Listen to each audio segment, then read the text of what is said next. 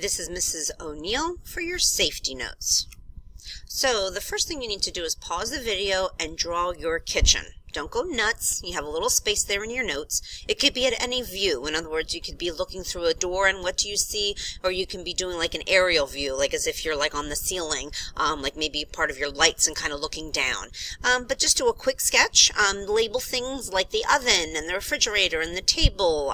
Some people go very, very intricate, and some people just kind of do a box and say oven. So pause the video, do a quick sketch of your kitchen. Again, don't go crazy, but of course that will be part of the points that will be part of this packet.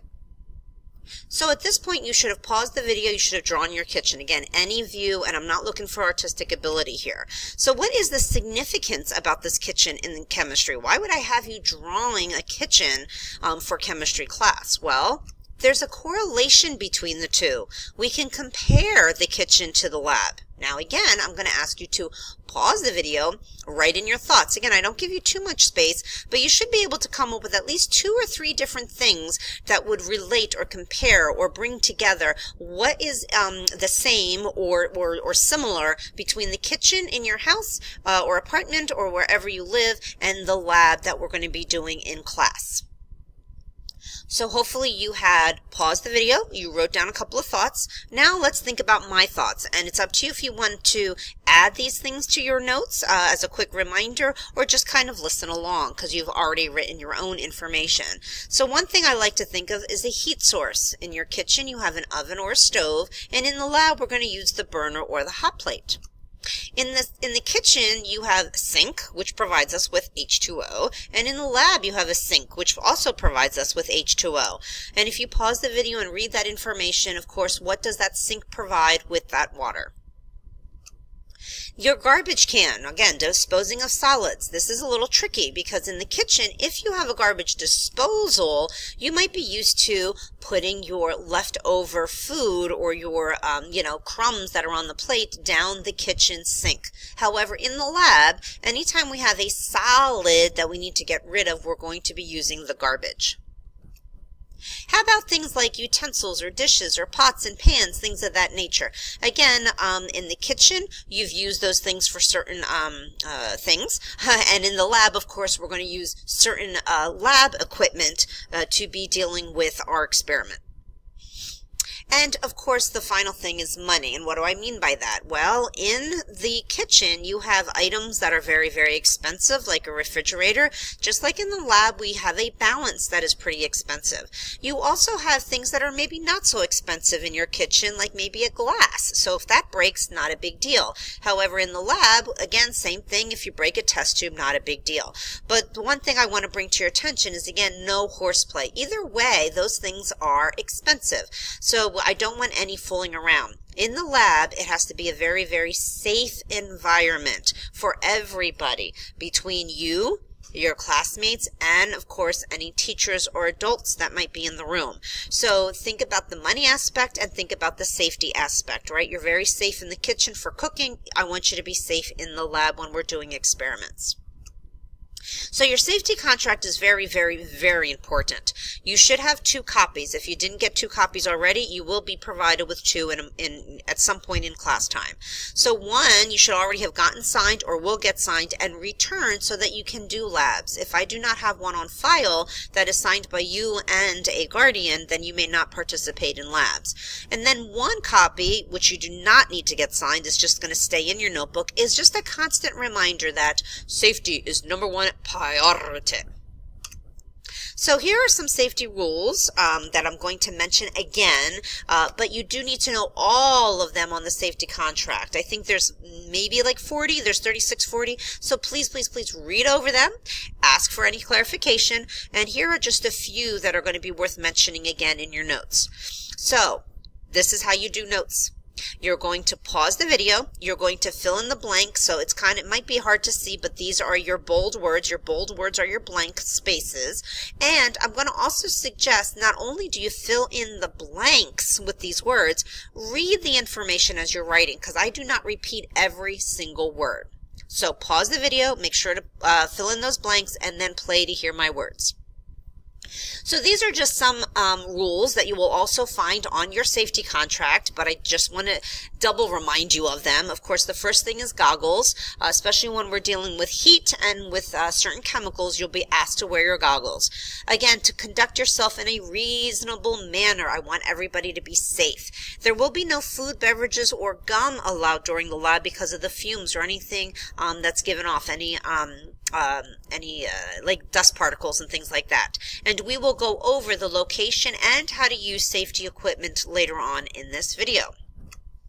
Again, pause the video, fill in the blanks, and then play to hear my words, and read as you write. Disposing of chemical waste is very, very important. Like I said before when we talked about the kitchen versus the lab, liquids almost always will go down the sink. However, if you have solids, they need to go in the garbage. And if you have broken glassware, that is a proper box in the back of my room. Okay, so the second bullet is very important as well because there is many of you, there's only one of me. So when I put out glassware or lab equipment to use, sometimes I miss something that's cracked or chipped. All I ask you to do is before you use everything to quickly clean it and to also inspect it to make sure that everything is able to be used. Otherwise, contact me and make sure that you get something new. And the last thing you should always wash is your hands. So after you are done with the lab, you're going to clean everything and you're going to wash. So you're going to kind of clean and look at everything before you use it, and then you're going to clean and look at everything after you use it. And again, if there's an accident or an injury, whether it's because if it's purposely or not purposely, either way, I do not get mad. I just make sure that everybody is back and safe. I should say safe and back to normal if you need anything. But if there is an accident or an injury, I need to know what that is and then take care of it, make sure that you're safe. And if there's consequences, that will be dealt with later. That first spot there, never return unused chemicals. Again, you don't want contamination. A big thing to remember is hot glass looks exactly the same as cold glass. So we want to remember that when we're heating up glassware, if it has been heated, it's going to look the same. So be careful when we touch it. And this I've already talked about. Examine all that glassware. I talked about that before, kind of in that same spot with the cleaning. Big deal here. Our faucets are very, very strong. Our faucets are very, very high pressured. So please turn on the faucet first, then you're going to put whatever you need to put under it, whether you're washing something, whether you just need water or for your experiment or whatever.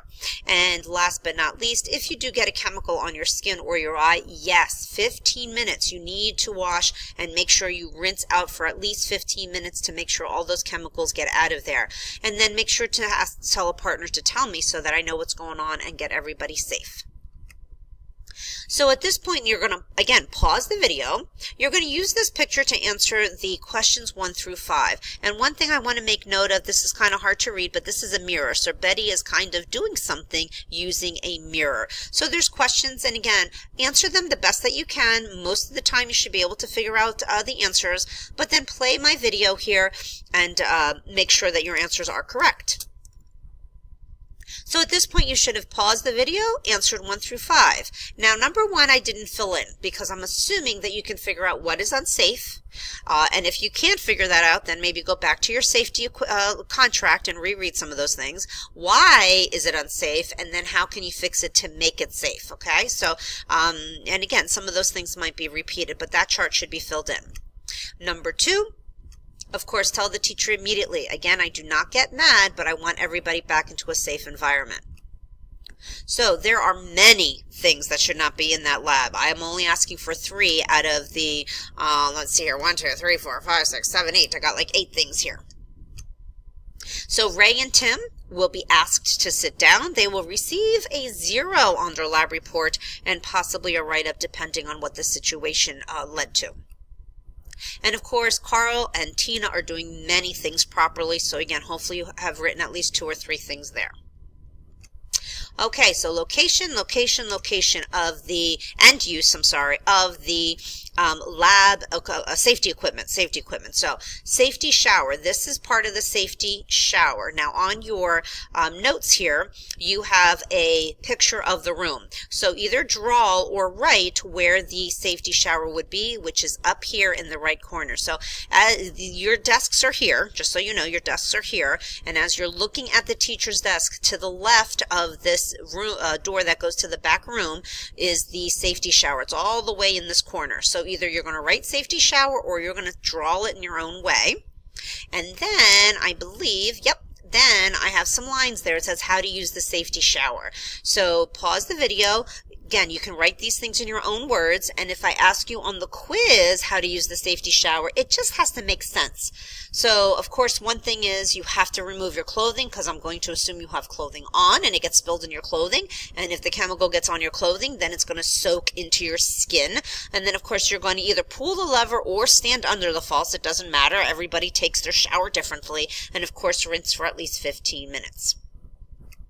The eye wash station is underneath the safety shower. So again, this is the room, and it's going to be in that same spot. Again, you're either writing it or drawing it in some way.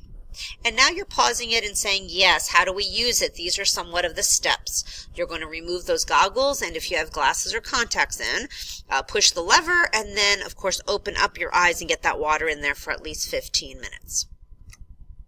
Fire extinguisher is at the teacher's desk. It's hanging there. And how do you use it? Well, the only way to use it is to pull the pin. So if I do ask you how do you use a fire extinguisher, you're going to definitely have to pull the pin first. Otherwise, you're not going to be able to squeeze that lever or even, point the hose there. The fire blanket. The fire blanket is going to be right here. This is called the hood, and I think I have that on your notes paper. This is the hood, and it's underneath the hood. So again, draw it or write it in there. And then how do you use it? Well, if a person is on fire, you're going to have them stop, drop, and roll, and then wrap that blanket around them. Goggles and aprons, again, pretty self-explanatory, but where are they in the room? Goggles are in the back corner cabinet. It's a white cabinet there. It's in the back corner, and then aprons are hanging over there. So how do you use them? Again, pretty self-explanatory. Okay, see you in class.